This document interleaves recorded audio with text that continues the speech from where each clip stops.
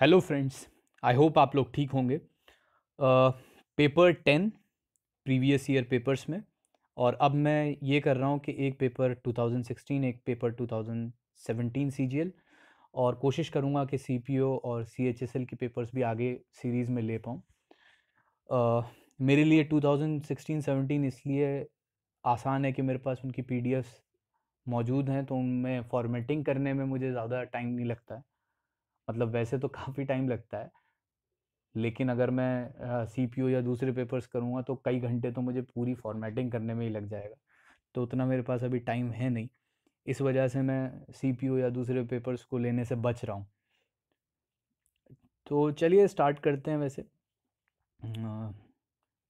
2017 8 shift 8 अगस्त की पहली shift का पेपर है, जिसको हमने पेपर 10 नाम दिया है।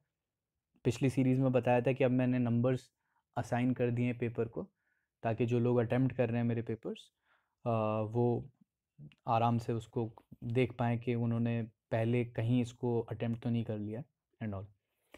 तो चलिए स्टार्ट करते हैं। एरर डिटेक्शन के क्वेश्चंस हैं। No sooner did I come out of my home to go to market when it started raining. बहुत सिंपल सा क्वेश्चन है, कंजंक्शन का क्वेश्चन है कि नो सूनर के साथ व्हेन नहीं आता है, देन आता है, THAN आता है, THAN। तो ये एरर किस में है? सेकंड पार्ट के अंदर है। सिंपली व्हेन की जगह THAN देन आएगा। फिर है unless you do not obey your elders you will not succeed in your life. तो ये भी कंजंक्शन से रिलेटेड है कि अनलेस के साथ डोंट नहीं आएगा। अनलेस यू ओबे, अनलेस खुद में नेगेटिव होता है तो उसके साथ एक नेगेटिव वर्ड सुपरफ्लुअस है, अननेसेसरी है, उसको आपको हटाना पड़ेगा, क्योंकि अनलेस का मतलब खुद जो है इफ़ नॉट होता है। तो ये जो एरर है ये फर्स्ट पार्ट में है। फिर है fill in the blanks. Fill in the blanks FIB short form में लिख दिया है, तो समझ जाइएगा। 14 kilometres dash not a short distance to reach to my office daily. 14 kilometres देखते ही प्रॉब्लम ये है कि बहुत से लोगों को लगेगा फर्स्ट आंसर है इसका, क्योंकि 14 किलोमीटर्स जो है प्लूरल लग रहा है, लेकिन ये आंसर नहीं है। हैज़ और हैव तो नहीं आएगा यहाँ पर, बचता है इज़। तो इज़ ही यहाँ पर आंसर है। क्यों? क्योंकि 14 किलोमीटर जब हम कहते हैं तो वो एक, हम उसको ट्रीट कर रहे होते हैं as a one whole unit या सेट, एक सिंगल यूनिट के तौर पे दूरी की क्वांटिटी को मान रहे होते हैं, हम उसको एक सिंगल यूनिट ट्रीट कर रहे होते हैं। तो इस वजह से वहाँ पर क्या है, 200 रुपीज़ इज़ अ गुड सम। तो आर अ गुड सम नहीं होगा। फिर एक good reading dash the sense of liberal educated mind. Good reading क्या बता रही होती है? Starts the sense of liberal educated mind? नहीं, स्टार्ट थोड़ी करता है, सेंस को डेवलप होता है, स्टार्ट तो कुछ होता ही नहीं है। Believes the sense of liberal educated mind, believes यानी कि बिलीफ, यकीन, आस्था, उससे तो रिलेशन नहीं है। Good reading leads to the sense of a liberal educated mind हो सकता था अगर लीड्स के बाद टू होता, लीड्स टू होता है, प्रपोजिशन आएगा उसके साथ। तो यहाँ पर बेसिकली रिफ्लेक्ट्स ही होता है कि कहना क्या चाह रहा है कि गुड रीडिंग जो है वो रिफ्लेक्ट करती है sense of liberal educated mind. जो एक लिबरल, अच्छा ब्रॉड माइंडेड आदमी होता है, उसका माइंड होता है वो, अ, अगर होता है तो वो अच्छी रीडिंग जो है उससे रिफ्लेक्ट होती है। मतलब अच्छी रीडिंग करता है तो वो दिखता है कि हाँ, एक इंसान का जो माइंड है वो लिबरल है, एजुकेटेड है। फिर है फ्रिवलस। फ्रिवलस का मतलब होता है अगर कोई नॉन सीरियस है, लाइट हार्टेड है, स्पोर्टिव नेचर का है, या नेगेटिव सेंस में भी इस्तेमाल होता है कि ग्लिब है, यानी कुछ भी बोल देता है, कुछ भी बगैर सोचे कर दे आदमी, या किसी की अंडरस्टैंडिंग गहरी ना हो किसी चीज़ के मामले में, सुपरफिशियल हो, इनसिंसियर हो। तो फ्रिवलेस के लिए जो है वाइज तो आंसर नहीं हो सकता, सिनोनिम नहीं है, एंटोनिम ही हो जाएगा एक तरह से। स्पिरिचुअल भी अलग ही सेंस, पॉजिटिव सेंस बनाता है। अब प्यूराइल और कैप्शियस बचता है, तो कैप्शियस का मतलब जो फर्स्ट ऑप्शन है उसका मतलब होता है क्रिटिकल या फॉल्ट फाइंडिंग। कोई क्रिटिकल है, बहुत क्रिटिकल है चीज़ों के मामले में, या फॉल्ट फाइंड करता है, हर चीज़ में कमी निकालता है, तो वो नहीं। इसके लिए क्या है, प्यूराइल एक इसका सिनोनिम बनता है, तो ऑप्शन थर्ड। फिर है पेट्रीफाई। पेट्रीफाई का मतलब होता है किसी चीज़ को ऑसिफाई कर देना, यानी कि मतलब उसको हार्ड कर देना, फॉसिलाइज कर देना, फॉसिल बन जाना, तो वो क्या कहलाता है, पेट्रीफाई। तो आप पढ़ेंगे कि डर से आदमी पेट्रीफाइड हो गया, यानी कि हार्ड हो गया, बिल्कुल सख्त हो गया, हिल डुल नहीं रहा है। तो फियर से भी पेट्रिफिकेशन हो जाता है। तो पेट्रीफाई, हार्डन, ऑसिफाई। तो हार्डन इसके लिए जो है, क्योंकि अडॉर्न का मतलब होता है सजाना, काम का मतलब तो आप समझते हैं कि मतलब जो घबराहट ना हो, जिसको बहुत कूल हो, काम नेचर होता है। क्यूरियस ऑब्वियसली, बहुत ज़्यादा उत्सुक आदमी। फिर है एंटोनिम्स में ग्रीगैरियस। ग्रीगेरियस का मतलब होता है जो बहुत ही सोशल हो, सोशिएबल हो, मिलनसार हो, लोगों से मिलता जुलता हो, फ्रेंडली हो। तो एफेबल तो सिनोनिम है ग्रीगोरियस का, उसका भी मतलब फ्रेंडली, एमिएबल से ही होता है, तो ये आप नहीं लगा सकते। फिर है जीनियल। जीनियल मतलब बहुत ही सॉफ्ट नेचर का हो कोई, तो जीनियल भी एक पॉजिटिव ही वर्ड है, तो इसका ये भी नहीं। अर्बेन का मतलब है कोई बहुत ही कल्चर्ड है, सभ्य है, या एलिगेंट है, या वर्ल्डली है, मतलब दुनिया की चीज़ों को जानता है, समझता है, तो वो भी नहीं आएगा। इंट्रोवर्ट ही इसका बेसिक आंसर है कि आप कोई बहुत सोशल है, कोई बहुत इंट्रोवर्ट है, यानी कि कम मिलता है, कम लोगों से मिलना जुलना पसंद करता है। फिर है ट्रेमुलस। ट्रेमुलस का मतलब होता है वैसे अनस्टेडी, शेकी, हिलने डुलने वाला। ट्रेमर से आप समझ लीजिए ट्रेमुलस। तो फीबल कमज़ोर को कहते हैं, तो it doesn't make sense. Frugal मतलब कोई इकोनॉमिकल है, बहुत किफ़ायतशार है, बहुत ज़्यादा खर्चा नहीं करता है, तो फ्रूगल है। वाइटल का मतलब इम्पोर्टेंट, तो ये सिंपली स्टेबल। ट्रेमुलस है, हिल डुल रहा है, तो उसका उल्टा क्या होगा, स्टेबल है कोई चीज़। फिर है idioms and phrases, alpha and omega. Alpha and omega का मतलब होता है शुरू से लेके आखिर तक, the beginning and the end. किसी चीज़ का अल्फ़ा ओमेगा ये चीज़ है, alpha omega. Throw up the sponge. Throw up the sponge का मतलब होता है टू सरेंडर। ऐसे ही मैंने तो इसको ऐसे ही याद कराया था अपनी क्लास में, ऑफलाइन क्लास जो लेता हूँ मैं, कि आप ये समझ लीजिए कि आपने घर में जो है बहुत ज़्यादा पानी बिखरा हुआ था, आप स्पंज से सोख रहे थे, सोखते सोखते आप थक गए और आपने जो है फेंक दिया स्पंज के, अब मुझसे नहीं हो पाएगा, यानी कि आपने सरेंडर कर दिया। तो इस तरह से कुछ इमेजिन कर सकते हैं। फिर है I had a few eggs in the fridge so we need to go to the market to buy them. तो बेसिकली याद रखिए कि जब क्या मतलब बन रहा है कि हमें क्यों मार्केट जाना पड़ा, क्योंकि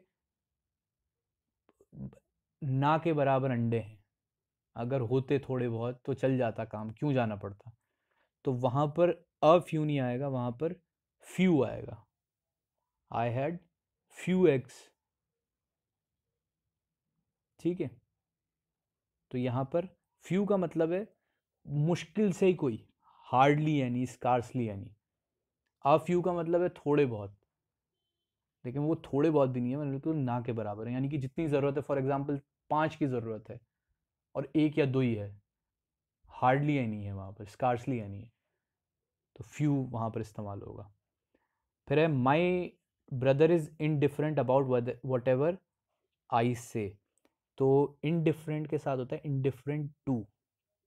माई brother is indifferent to whatever I say. Her father is indifferent to her needs. Indifferent है यानी कि कोई मतलब नहीं है। फिर है फ्यूनरल पोएम। फ्यूनरल पोएम होती है जो मतलब क्रिश्चियंस में ख़ास तौर पे किसी की डेथ पे जो पोएम या कुछ स्पीच दी जाती है, वो कहलाती है एलिजी कहलाती है, ठीक है।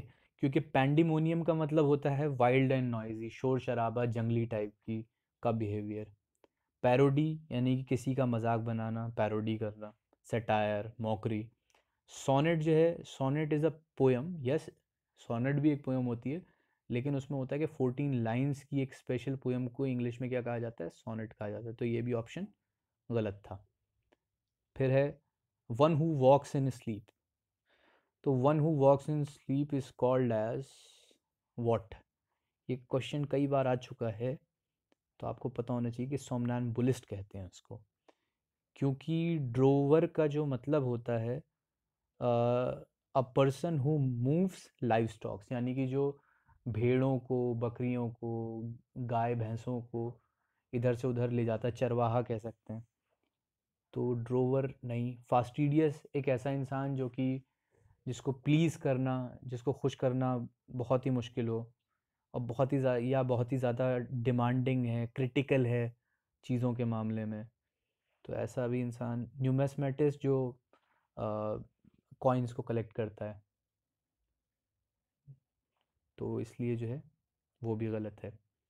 फिर है, आपको स्पेलिंग बतानी थी कि स्पेलिंग इसमें से किसकी सेलेक्ट दी इनकरेक्टली स्पेल्ड वर्ड। ये मैं हमेशा कहता हूँ कि आप जब भी आए स्पेलिंग वाले क्वेश्चंस, तो ये ज़रूर देख लें कि आपसे इनकरेक्टली स्पेल्ड आइडेंटिफाई कराने के लिए कह रहा है या करेक्टली स्पेल्ड कराने के लिए कह रहा है।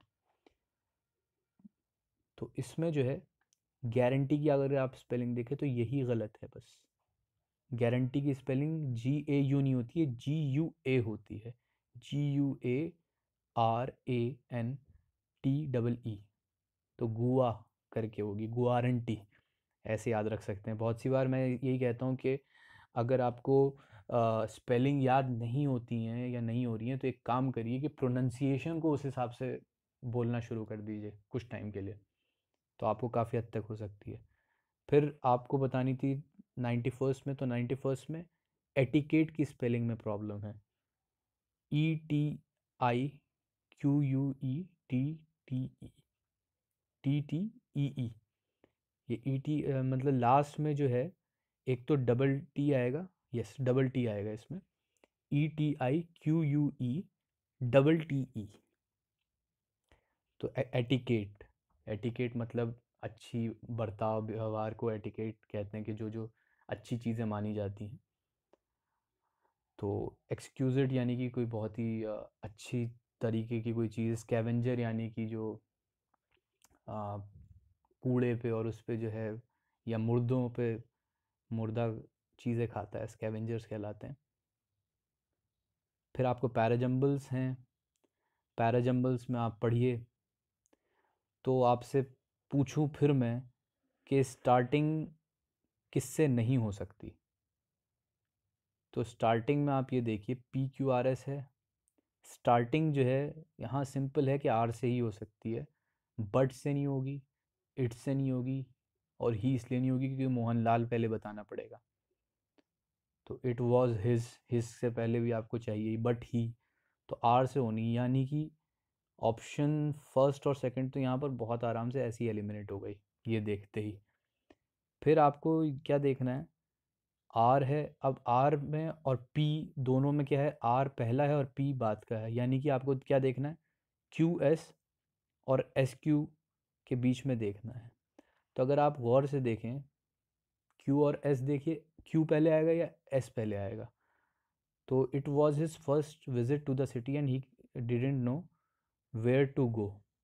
ही thought he would go to a choultry where he would not have to pay rent. मतलब वो चौल्ट्री जाना चाहता था जहाँ पर, अब देखिए इसका आपको पता चलेगा कि एस के बाद पी से पहले ही ऐसा आना चाहिए। क्यों? क्योंकि he thought he would go to a choultry where he would not have to pay rent, but he did not know how to find one. तो ये वन किसके लिए इस्तेमाल हो रहा है, ये वन हो रहा है चौल्ट्री के लिए इस्तेमाल, यानी कि एस के बाद पी होगा। तो एस के बाद पी किस में है, सीधे सीधे थर्ड ऑप्शन में ही है। सेकंड फोर्थ ऑप्शन में क्या है, फर्स्ट और सेकंड तो ऑप्शन एलिमिनेट ही हो गए। फोर्थ ऑप्शन में क्यू बीच में आ जा रहा है, तो क्यू बीच में आने का सेंस नहीं बनता है फिर, तो एलिमिनेट ही करना होता है बेसिकली, एलिमिनेट करना सीखिए। फिर अब देखिए इसमें कहाँ कहाँ से स्टार्टिंग नहीं हो सकती। तो देखिए इसमें एक चीज़ तो है कि पी से नहीं हो सकती, एस से नहीं हो सकती। तो पी से नहीं हो सकती क्योंकि एंड है, तो एंड स्लोली तो नहीं, तो यहाँ पर पी से नहीं हो सकती। तो एक ऑप्शन तो आपने एलिमिनेट कर दिया फर्स्ट, ऐसे ही देखते ही। फिर आप देखिए इसमें और क्या एलिमिनेट कर सकते हैं। इसमें हम और एलिमिनेट करने से पहले ऑप्शन क्या है, Q R, Q R R. तो आपको यहाँ देखना है। अब देखिए कई बार लोग सोच लेते हैं कि आर और आर से दोनों बार स्टार्टिंग हो रही है तो आर में सी ऑप्शन होगा। ज़रूरी नहीं है कि ऐसा हो ही, तो आपको थोड़ा देखना पड़ेगा। अब जैसे पढ़ के देखते हैं, आर से स्टार्ट करते हैं। वंस यू एक्सपीरियंशियली, अब आर से भी मुझे स्टार्टिंग कहीं से लग नहीं रही है इसकी, क्योंकि वंस से शुरुआत होने से पहले कुछ स्टार्टिंग में होना चाहिए। तो if you transform your energy positively, it naturally becomes compassion and love. ठीक है। And slowly you reach the pinnacle of self awareness, experiencing a unity with all life. Once you experientially are a part of everything. Experientially, देखिए experiencing है तो experientially उसी के लिए एक adverb है। तो पी के बाद आर आना चाहिए। तो पी के बाद आर किस किस केस में आ रहा है, यहाँ तो पी बाद में आ रहा है, आर पहले आ रहा है। पी के बाद आर किस में आ रहा है, ऑप्शन सेकंड ही है इसमें। अब आप पढ़ेंगे और अच्छे से तो देख लीजिए, लास्ट का जो स्टेटमेंट है वो एस ही लग रहा है, क्योंकि then you can do something to improve the situation without anger. तो एक तो आपने पी एलिमिनेट कर दिया था, फिर आपको मैंने इस केस में बताया इसका ऑप्शन आंसर सेकंड ही है। तो ये देख के कि आर और आर है तो इसका मतलब ये मत समझ जाइएगा कि दो ऑप्शन में आर आर आर दे रखा है, इसका मतलब शुरुआत आर से ही होगी, ज़रूरी नहीं है। तो ये एक ऐसा ही एक क्वेश्चन था। तो एक्सपीरियंशली लिखा हुआ था, तो एक्सपीरियंशली से पहले एक्सपीरियंस होना बहुत ज़रूरी है। तो इसलिए जो है P R, Q P R S इसका सही फॉर्मेट था। फिर है Ram was singing a beautiful song for his mother. अब आपको बताना है। तो वॉज सिंगिंग का क्या हो जाता है, सिंपली जो है वॉज बीइंग संग हो जाता है, वॉज संग नहीं होता, was sung for his mother. ये दोनों ऑलमोस्ट सेम ही ऑप्शन थे। तो was sung for his mother by Ram, was being he यहाँ पर ऑप्शन है, वॉज सिंगिंग के लिए वॉज बीइंग संग हो जाता है पैसिव में। फिर है Priya, Priya advise me not to go to school the next day.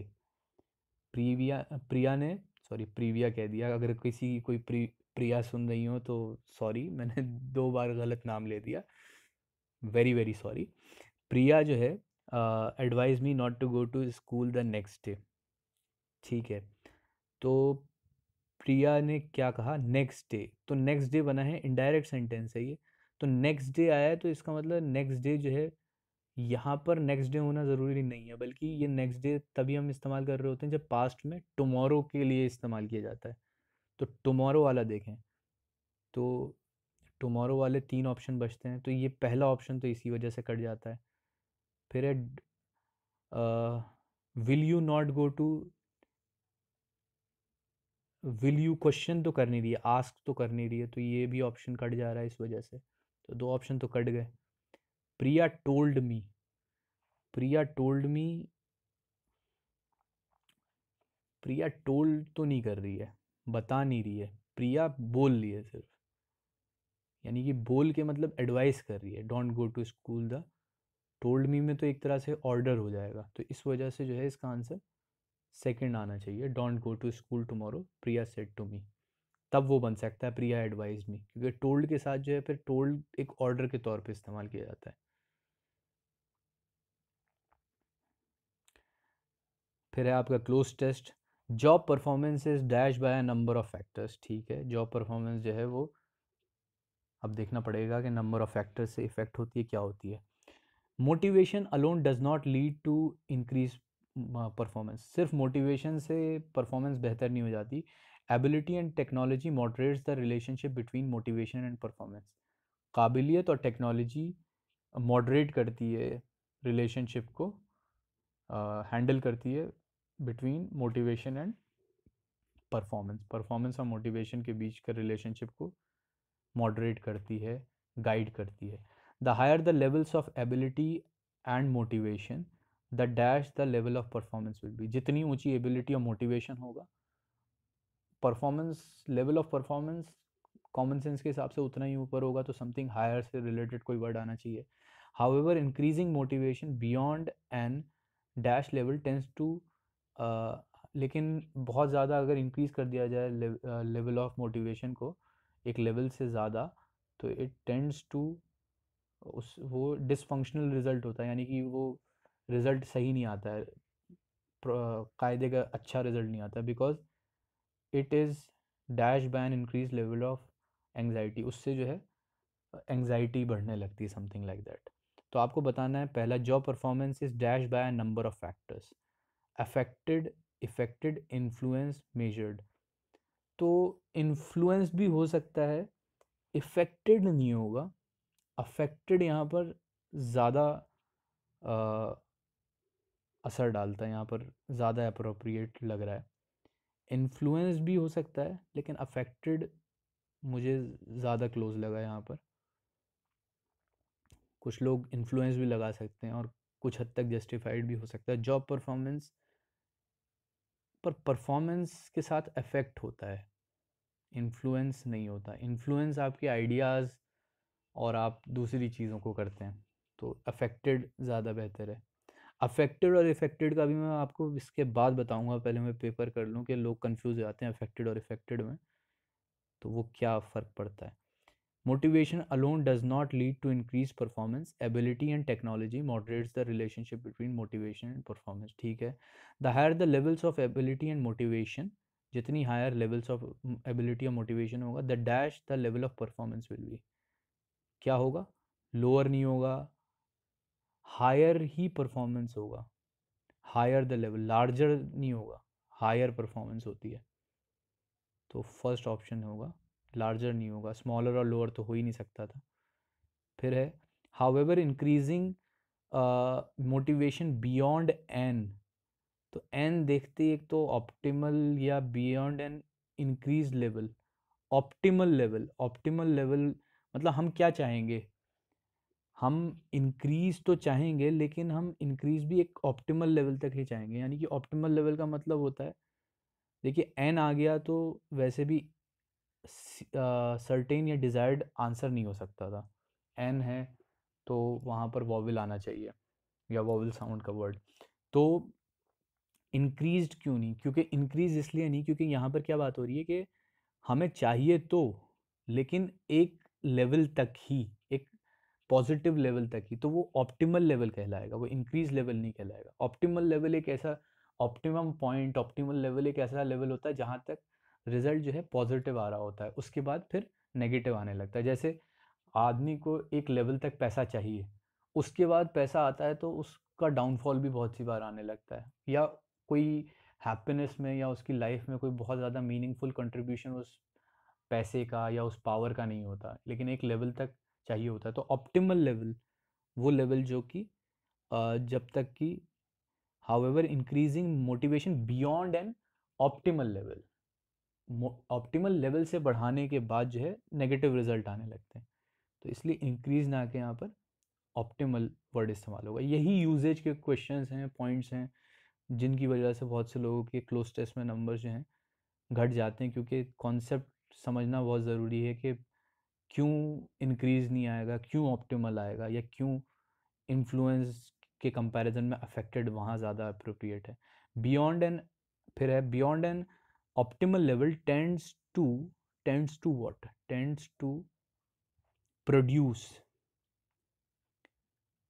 Produce result क्या होता है, प्रोड्यूस होता है, इंट्रोड्यूस नहीं होता, रिड्यूस नहीं, डिड्यूस नहीं। डिड्यूस तो मतलब डिडक्शन करना, किसी चीज़ को समझ के डिड्यूस करके लेके आना, रिड्यूस तो घटाना। इंट्रोड्यूस अ रिजल्ट नहीं, प्रोड्यूस अ रिजल्ट, तो थर्ड ऑप्शन है। फिर है because it is dash by N increase level of, तो आपको बताना है क्या, it is abandoned by increase level, छोड़ दिया जाता है, नहीं, अकम्पनीड बाय, उसके साथ साथ आता है। क्या? Because it is accompanied by, ये जो एक तो डिसफंक्शनल रिजल्ट आता है, because it is accompanied by N increase level of anxiety, क्योंकि इसके साथ साथ क्या आता है, इंक्रीज मोटिवेशन के साथ beyond an optimal level increase level of anxiety आने लगती है, एंग्जाइटी आने लगती है, घबराहट आने लगती है। एफिलिएटेड तो सेंस नहीं बनाता है यहाँ पर। एमलगमेटेड का मतलब होता है कंबाइन करना, यूनाइट करना, तो यूनाइट भी सेंस नहीं बनाएगा। Accompanied by, it is accompanied by, ठीक है। तो ये यहाँ पर सेकंड था। तो इस तरह से हमने ये पेपर सॉल्व किया। बस इसमें एक और चीज़ जो अफेक्टेड और इफेक्टेड के लिए एक छोटा सा नोट मैंने कॉपी किया है, वो देख लीजिए कि effected means to actually do something, to execute, produce और ब्रिंग अबाउट समथिंग। किसी चीज़ को बनाना, एग्जीक्यूट करना, प्रोड्यूस करने को क्या कहते हैं? Effected. It's an action word of actually doing something, ये एक्शन वर्ड है।